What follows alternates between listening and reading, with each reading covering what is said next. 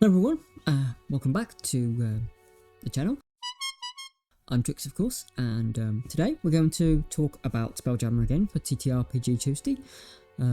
So let's get started on the races of SpellJammer. Now I am going to do A to Z.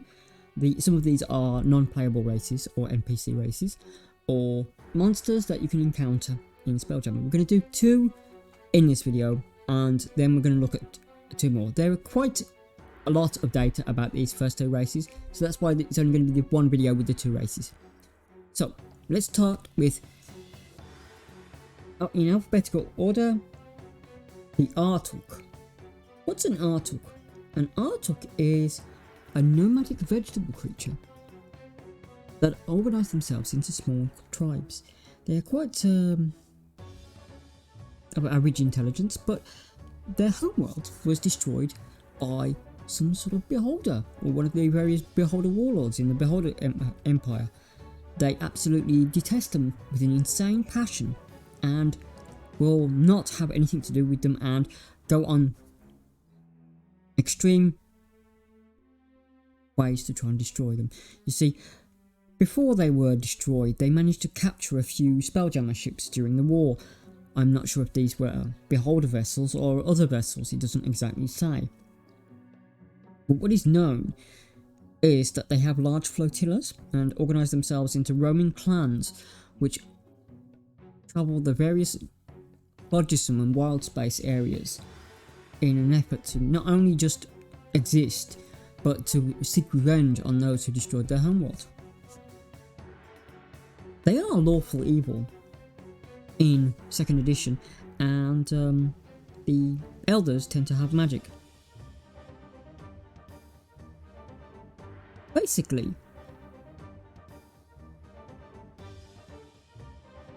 they have a general shape of a star and flexible bark similar to spiked leather. The Arrtuk moves on its branches, the tip of which ends in suction cups and retractable pseudopods that can coil in around the star. The head is oblong shaped, with a hole in one end and surrounded by 3 black lumps. These are the sensory organs of the Arrtuk, which enable it to detect movement, vibration, and smell with infrared vision. The Arrtuk cannot see visible light. There can be many strains. There are tribes of grey, sandy colours, or dusty coloured. Some look like stones and others look like mushrooms with strange whirling patterns or maybe dots. Other plants seem to grow on their limbs. These are tend to be foliage type creatures which give them an almost leafy appearance. They can hide themselves in dense undergrowth, and viewers can't really see them unless they're about 30 steps away. They can spit a sort of hard secretion stone at people, which here in 2nd edition it says it does 1d8 damage. Now, I don't believe the Arrtuk have been updated recently. They were a strange race that only appeared very rarely. The elders themselves are extremely hardy and knowledgeable. To become an elder, you must at least be 90 cycles of age, and then it goes into a weird rocky growth syndrome, almost looking like less like a plant and more like a moving star-shaped rock. It loses its foliage and becomes something altogether different and bigger. The Arrtuks are not to be messed with, especially in numbers. You see, unlike the other races in wild space, they remember. All of them remember. Wind up 1 and you wind them up as a race. Hence their xenophobic hatred of the beholders and the beholder king. They are just the first race that we've looked at. They tend to be, as I said, a more of an NPC race than an actual playable race, but I would not stop anyone from wanting to roll one if they wish to. Now, there is no character generation guide for them, so my ideas would be to look at similar species within 5th edition or 3.5 or Pathfinder 2nd edition. Try and go for a plant-based race or a mushroom-based race.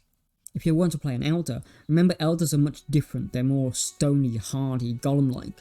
but they still have a star like appearance, like almost like a starfish or a starfruit kind of creature. Again, they haven't been seen since 2nd edition, so it's really hard to see if they would have changed between the editions. But if you are going to play one as a playable race, note a couple of things. You must hate, or you don't have to hate, but it would be very in character for the race, beholders. And you don't see as normal people see. You see via smell, you see via infrared, you see via vibration. You sense things a lot differently to other party members, and so try and take that into account when you're playing a character. Yeah, so that's the very first race that we looked at, the Arrtuk. They're a bit unique and only appeared very rarely in the SpellJammer setting. I think they appeared in one of the Splat books, so unfortunately I don't have the exact name of the one. I only have like an article written on them, which is actually, no, I do have. It's the Monstrous Compendium for SpellJammer Appendix. It's the TSR 2109 book. Okay, so the second race that we're going to look at are one I've talked about a few times before in my previous videos, the Arcane. The Arcane are big, tall creatures. Compared to an Arrtuk who barely reaches human height, the Arcane reach over 3.6 meters in height. They tower over most humanoids, and even Goliaths on that matter. The Arcane are a highly psionic race that tend to be very weak despite their physical height. They tend to have lots and lots of bodyguards, whether those are orcs or whatever. It doesn't really matter, as long as they listen to the Arcane and do as they're told. Arcane will only ever care about coin or gold or spelljammer or magic items. Spelljammers or magic items. They're a traded species, and that seems to be their whole existence for living. You wind up one, and they all remember. Their Gestalt psionic wavelength is similar to the Arrtuks, but in very much differently. In some editions, it says the Arcane don't have any inflection, that they're very emotionless, that they're very stoic races. Others say that they do, but it's very hard for other races to understand their emotions and where they're coming from. They're extremely smart, often smarter than players themselves, and will try and out-barter you. They live for a strange sort of barter system that nobody quite understands how they got these magic items, how they got the Spelljammer helms. Although in actual fact they do own the original helm which all others came from. And they did try to develop other ways of not copying the original, which I talked about in my helms video. They don't tend to attack very much, and they're quite weak in that regard, relying again on bodyguards. But if they do have to attack, they often use whatever magic items they have to hand.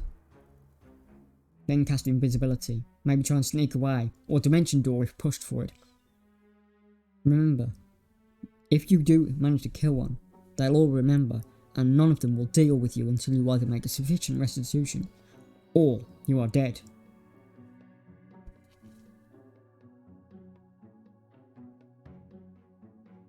Arcane tend to do as they please, and not a lot of them are found together. Although they sometimes travel in groups, it tends to be more ones or twos.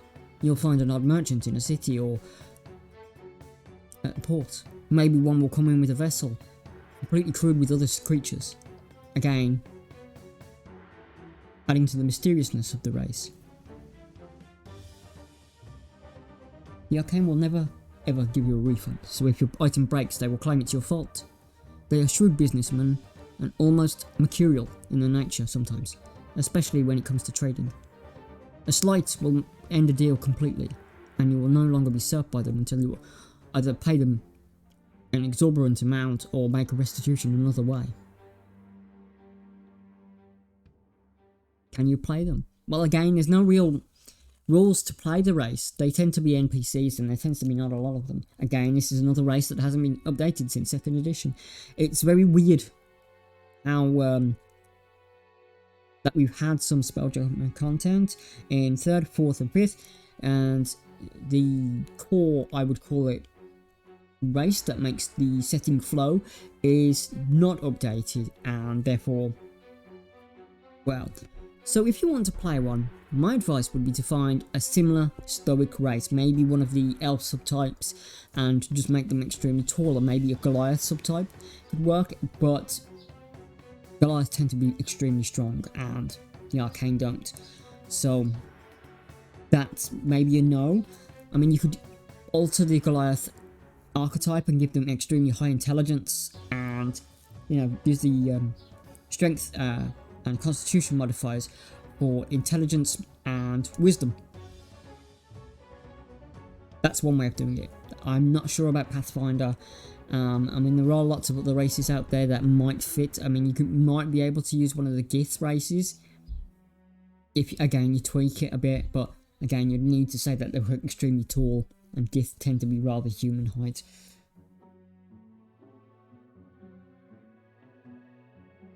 Occasionally, an Arcane will smirk at a comment. Now, this is extraordinary for a race that doesn't show physical emotion. You never know what you did to make them smirk, and they will never tell you. They keep a lot of what they are private, and nobody really knows what they do with all the money that they seem to have. Except from hiring bodyguards and maintaining ships, of course, but they tend to be much richer than people realise. Again, if you attack one of them for the money that they have, the whole race is going to know about it, and you'll have to either make massive restitution, again paying back what you stole from the person, indeed, maybe 10 times over. They're that shrewd a race. They don't deal with Neogi, and they tend to very rarely deal with other races that tend to have a xenophobic nature. The Beholders are basically in this weird relationship with them, where they'll occasionally deal with them and occasionally won't, depending on the Beholder nature and the Tyrant Kingdom or Empire that's negotiating. Some are completely no-go, some are, fair game. Mind Flayers, again, occasionally.